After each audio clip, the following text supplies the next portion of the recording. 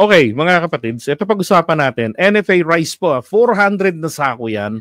Nako, hindi na ho na ibenta, nabubulok. Dapat sana pang kabilang yan sa pang yung 27 na presyo ng bigas noon. 2023 pa yung mga bigas na yan eh.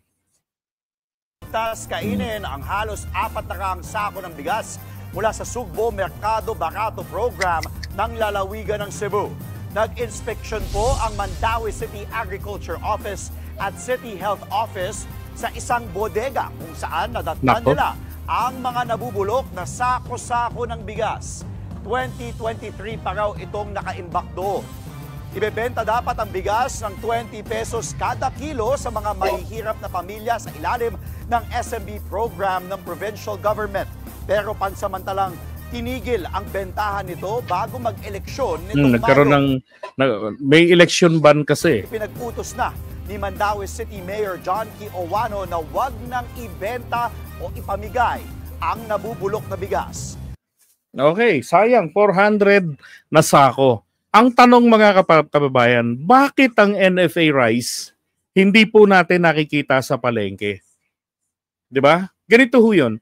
Nung ginawa yung batas ni Duterte at saka ni Cynthia Villar na ang pinaka-proponent po niyan ay si Carlos Dominguez, tauhan ni Pinoy. Tauhan ni Cory Aquino yon dati. Ngayon, minana ni Pinoy. Tapos naging tauhan ni Duterte, si Carlos Dominguez. Now, yung rice tarification law na yan of 2019, yan ang naging sagot nila doon sa tumaas na presyo ng bigas noong time ni Duterte na umabot ng up to 80 pesos noong 2018 sa ibang mga lugar sa Pilipinas. So kung sa panahon natin, 150 yan malamang ang kilo ng bigas. Kung sa ngayon, kasi ang ilang taon na yun, 2019, 2025 na, 2024 pa, di ba, last year. Ngayon, doon sa batas na yon, lahat ng bigas po ng NFA hindi na pwedeng ibenta sa merkado. Pero sa batas ding yon sinasabi, ang NFA ang mamimili ng mga bigas ng mga magsasaka. Teka, paano yun?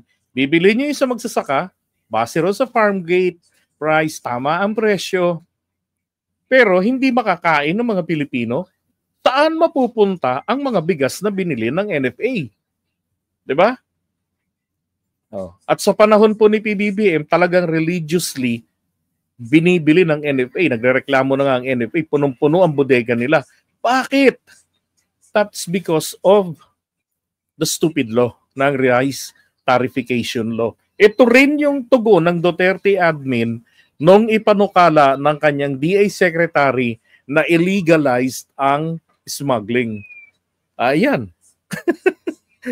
Yung mga smuggler na accredit na yata at naging mga rice importers. Di ba? Supposed to be, dadami yung mga imported rice dito, bababa ang presyo ng bigas. Hindi ho eh. Mahal pa rin, pamahal ng pamahal. Bakit?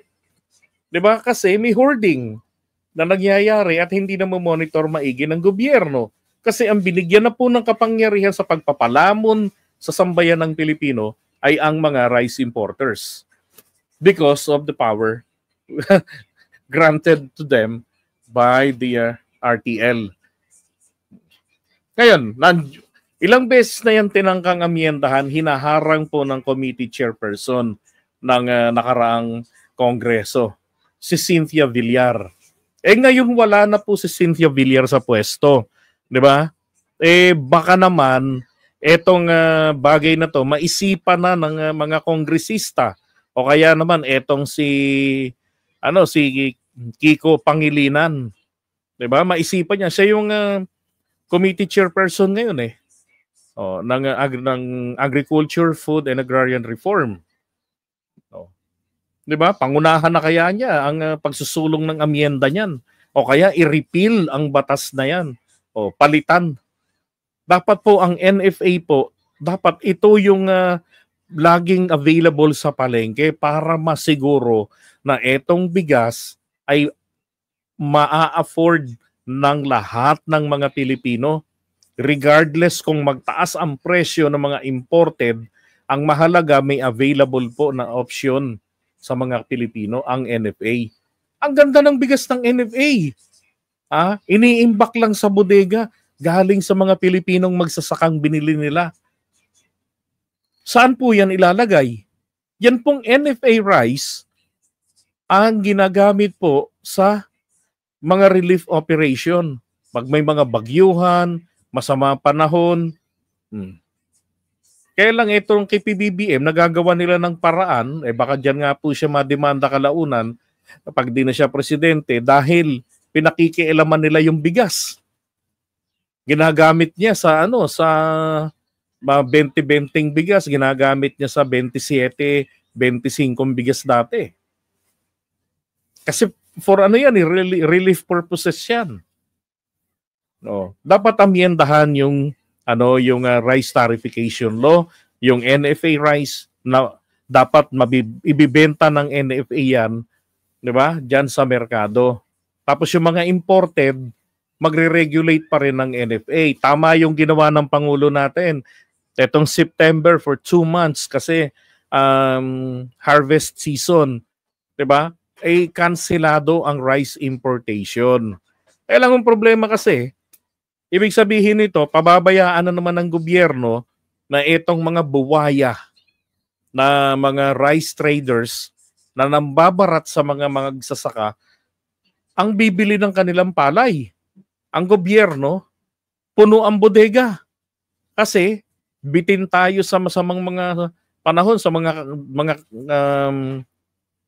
yung kalamidad. Wala tayong matodong mabuhusan ng pang-relief operation natin at mapakain ng bigas ng NFA. 'Di ba? Sumali. Kaya dapat yan ibalik yan sa dati. Ang dapat nga po ang nag-i-import, sa totoo lang gobyerno. Gobyerno dapat ang may control ng bigas, may control ng kuryente, may control ng tubig.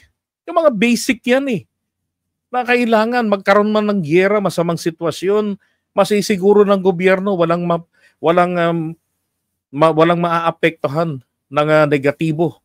Walang makakagalaw ng mga yan. Dapat gobyerno po ang merong solong control sa lahat ng yan. 'Di ba? Kasi pagka ganoon tingnan nyo. So kapag harvest season, walang import, ibibenta ng NFA, 'di ba, sa mga dealers, sa mga distributors, yung Filipino rice gawa sa mga farmers natin. Gaganahan sila. Bakit? Mabibenta ng magandang presyo kasi walang karibal na imported. Kapag naubos na yung mga bigas ng mga magsasaka, available naman na yung mga imported. Eto na naman. Harvest season, wala munang importation. Tapos benta, 'di ba? Yung NFA rice. Pagkatapos ngayon yan, pasok na naman yung mga imported. Pag naubos na yung mga bigas ng magsasaka, di yung NFA po na bumibili ng bigas nila, 'di ba, hindi mapupunuan sa bodega. Tama? Yun ang reklamo ng iba That's correct, Maring Jen. Inaanak ko nanay niya Ay, biro lang. Tama, katulad ng panahon ni Apulacay. 'Di ba? Dapat ganun ang gawin ng ating Pangulo. Ganun ang gawin ng mga mambabatas. Sa ating Pangulo, sinabi niya na noon pa yan na ibalik ang kapangyarihan ng NFA. Ang problema nga, etong si Cynthia Villar ng senadora, alam niyo naman po ang krimen nangyayari kapag mayroong dalawang panukalang batas. 'Di ba? Merong isinulong na panukalang batas ang House o ang Senate, kailangan magtugma yung kanilang version, magbabaycam. Ang problema, pagdating diyan sa Senado, uupuan lang ni Cynthia yan. Hindi na uusad. Ano magiging batas?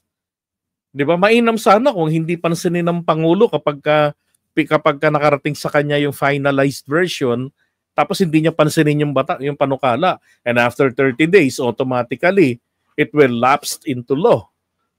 'Di ba? Ay, nako. Yeah, that's right. Masagana 99.